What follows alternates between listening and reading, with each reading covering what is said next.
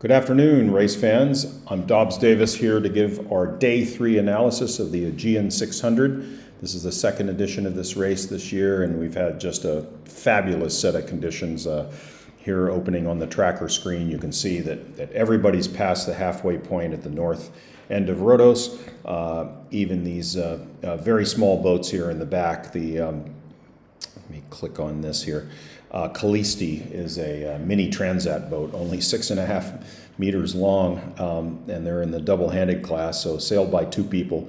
And they were making their way around this race course. The wind is quite good, so they're able to make progress, but obviously it's at a much slower rate than some of the larger, faster boats that are up here on their final approach toward the finish. Now, to refamiliarize yourself with the race course, here's where the start was, up here off of Cape Solugno, and the Olympic Marina base is up here, so boats will come in to finish up here in the cliffs below the Temple of Poseidon.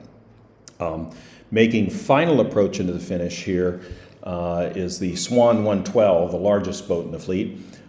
Being large doesn't make them fast. It's frankly a big cruising boat with a lot of amenities and quite comfortable. I'm sure they had a great race around the racetrack. So they're coming in at 7.8 knots according to this. Their distance to the finish is only 10.7 miles. So we expect them sometime here in the next hour and a half as they make their way toward the finish.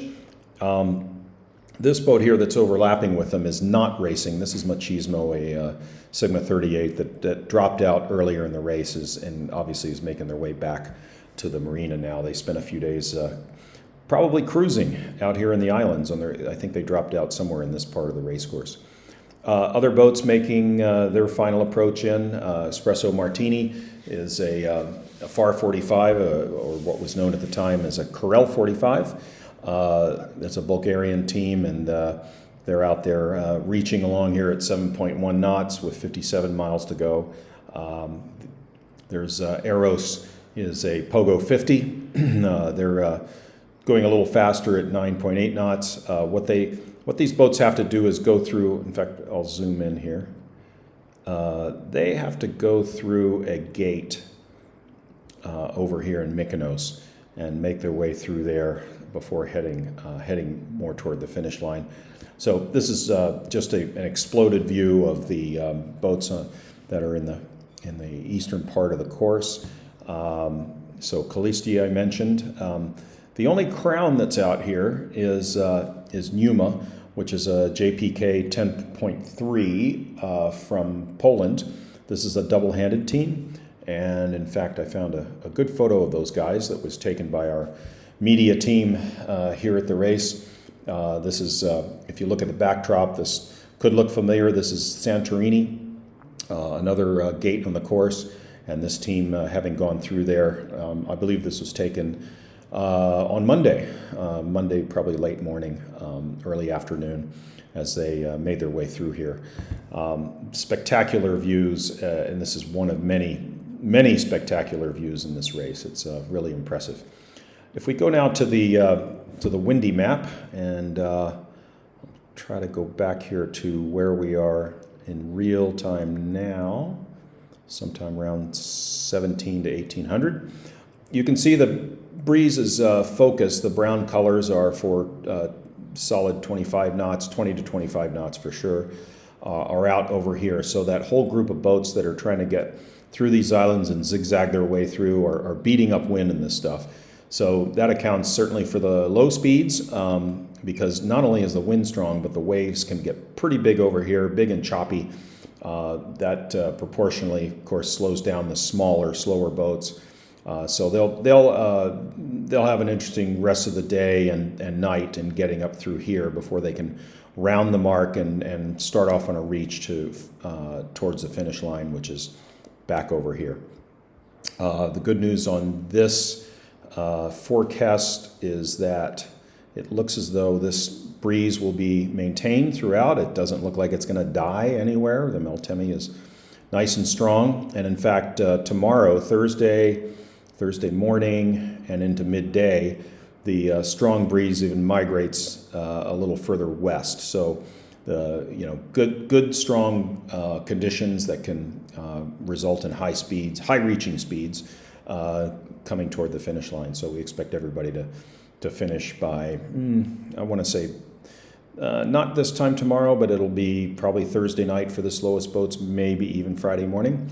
But it's, again, going to be good breezy conditions for the Meltemi. I wanted to also get everybody to look at some of the race results from the boats that have finished. In IRC scoring and both ORC scoring, the Scuderia 65, Gregor Stimfel's boat, he's a really nice guy. We met him today, and he was so enthusiastic about this race. He's a repeat performer. He was here last year and has come back and really enjoys the race. Well, they've won on corrected time. I don't think there's anybody out here who can correct out over them. They're just simply they've gone I think out from within reach of any of these boats that still haven't finished. There isn't quite enough time allowance there. Same thing in IRC, I believe. One of the things that's interesting is to see that there's only a 15-minute corrected time gap between the first to finish monohull, Rafael, who finished early this morning at about 3 a.m. They set a new monohull course record that is outstanding.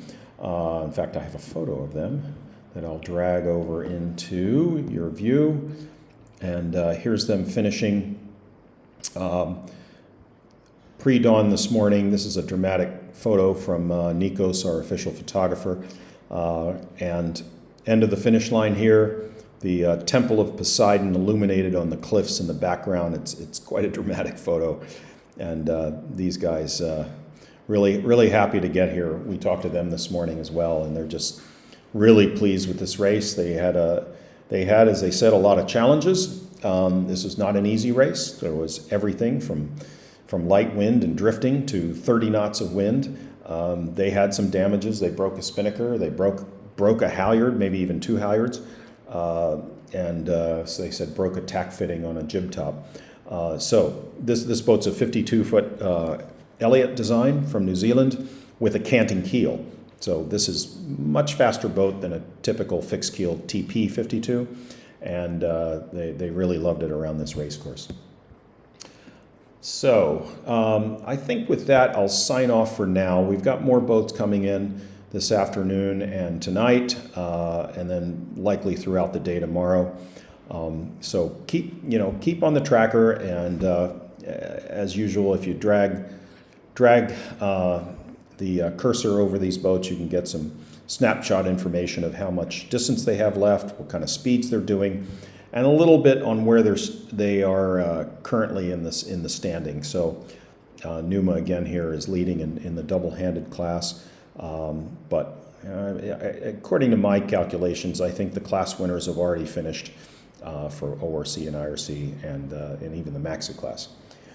So with that, I thank you for tuning in, and we'll look forward to seeing or entertaining you tomorrow with more analysis.